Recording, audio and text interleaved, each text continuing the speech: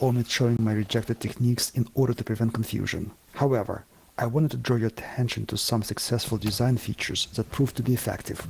Be sure to make an additional side tap hole in the bottle hive using the neck of another bottle. In the event of the simultaneous death of a few dozen bees, they can plug the lower entrance with their bodies and interrupt the ventilation, causing the death of the whole colony. The improvised tap hole can be simply hot glued or press fit into the drilled hole. It is advisable to place the side tap hole on the tapered part of the bottle so that it is easier to insulate the bottle hive with foam. For insulation, it is best to use self-adhesive construction foam. Insulation and darkening of bottle hives that are used outdoors is mandatory to prevent condensation in cold weather and wax melting in hot weather. From my experience, the bees are very comfortable in a bottle hive with such insulation, even in extreme temperatures. I noticed that during hot days, the bees bulged out from tap holes for ventilation in my conventional hives, while the bottled bees were quiet and continued to carry nectar. Apparently, the bottle hive's thermoregulation was helped by the vertical ventilation that cycled through and did not regulate the air draft in any way, although I have to regulate the openings of my conventional hive's tap holes in extreme temperatures. Speaking of polyethylene insulation, a 1 cm thick layer of foam with reflective coating can match a 10 cm thick wooden board in terms of thermal insulation. The bees seem to be totally happy with its properties. In this shot, it is minus 15 degrees Celsius, and there is virtually no frost on the ceiling of the bottle, even though the bees almost completely covered the upper tap hole with propolis. In the spring, they will reopen it. If you make a hole in the bottle cap, heat the mash and melt it into the end of the cap, you will get a wonderful screw-on vent. When transporting the bottles with bees, it is very useful and can be made in just a couple of minutes from scrap materials. Ventilation is extremely important for bees. The thing is, bees quickly plug up any small holes in the bottle with propolis, so ventilation is best done using additional tap holes or vents. I bought used 30-liter plastic kegs for a couple of dollars, and they gave me a few extra for free, just to get rid of them. The material is not expensive at all. Keep in mind, kegs could still be under high pressure, so the first step is to depressurize them. To do this, it is enough to press on the rubber seal. PET kegs are wonderful craft material.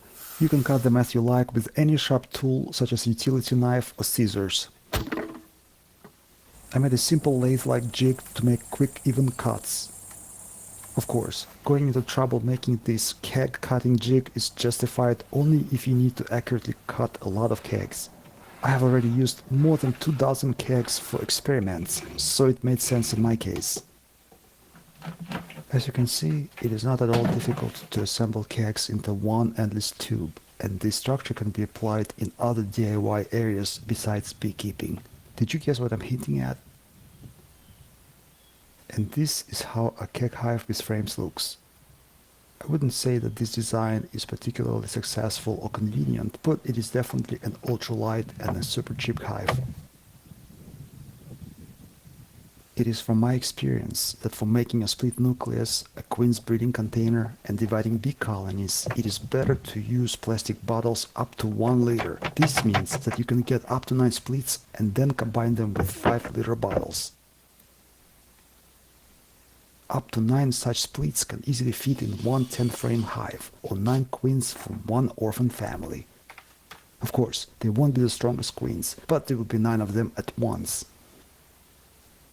Even a litter of bees in a bottle placed in a greenhouse will pollinate tomatoes or cucumbers with a bang. And in the fall, they can be joined to another family and change the old queen at the same time if necessary. This is multitasking in beekeeping. As you can see, bottles of different designs are connected using transition threads of different diameter to make this non-contact beekeeping method more convenient and reliable. You may have noticed that my keg hive mounting boards are designed to hold 2 kegs sequentially, plus 2 cantilevered kegs. 4 kegs with honey weigh more than 150 kilograms, 330 pounds. I'm afraid the ropes will not support such a weight. Therefore, for a beekeeper who visits his keg hives in the woods and harvests honey once every 3 years, it is better to use a long board attachment setup. As far as using self-tapping screws on a live tree, I don't know of a more gentle way of attaching an object to a living tree than temporarily fastening it with screws. The self-tapping screw pushes the wood fibers apart without severing them, and most importantly, sap flow is not disturbed.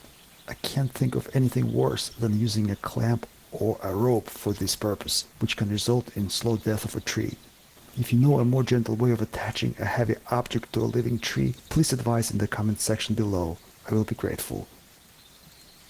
So as you can see, over the past few years I have done a series of experiments on keeping bees in bottle hives of different shapes and sizes.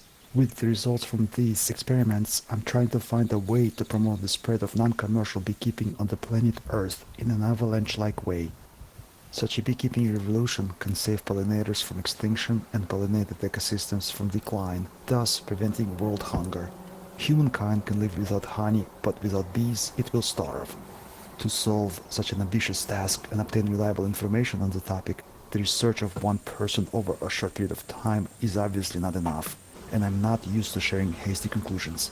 Therefore, this year I'm publishing only a review video in order to attract beekeepers' interest and encourage further experiments. I will tentatively publish a detailed description of my bottle beekeeping technique next year, so the bottle hive beekeeping story is to be continued. Stay tuned for